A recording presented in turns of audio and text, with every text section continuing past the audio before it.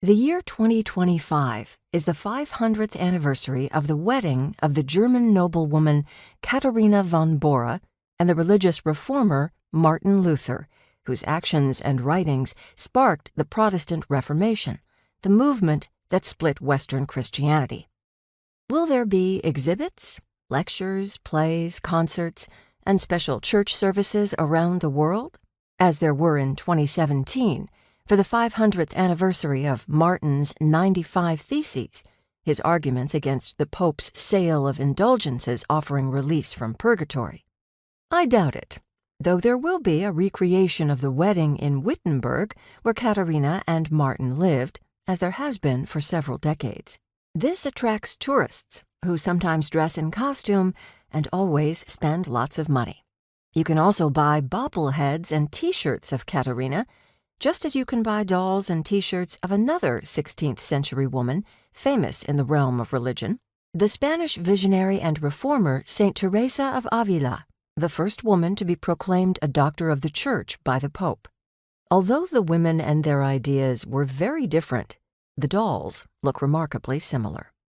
What would happen if we put these two women and the many others who shaped religious life in this era in the middle of the story instead of at the edges, and we considered Protestant and Catholic women together, including women from outside of Europe who were important in the growth and transformation of Christianity as it became a global religion? This book does just that. It tells the story of women and religious change from the late 15th through the 18th century, taking in the full sweep of religious reform during this era when Western Christianity splintered and spread around the world. It includes the Protestant Reformation and the Catholic Reformation, the movement to reform and strengthen the Catholic Church in response to the Protestant challenge that began in the 1540s. That is why Reformations is plural in the title.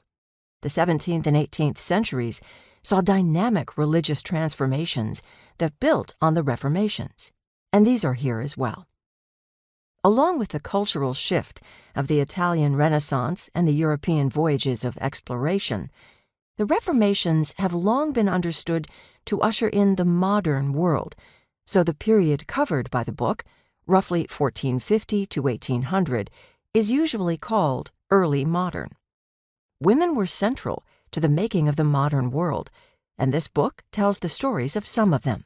261 named individuals, if my counting is correct, plus hundreds of thousands of unnamed others involved with religious change. Both Catholic and Protestant Christianity contained strong elements of misogyny and were controlled by male hierarchies, with women instructed to be obedient and subservient. Christian teachings were used by men as buttresses for male authority in all realms of life, not simply religion. Most women did not dispute this, and many defended patriarchal teachings, viewing these as supported by the Bible and tradition.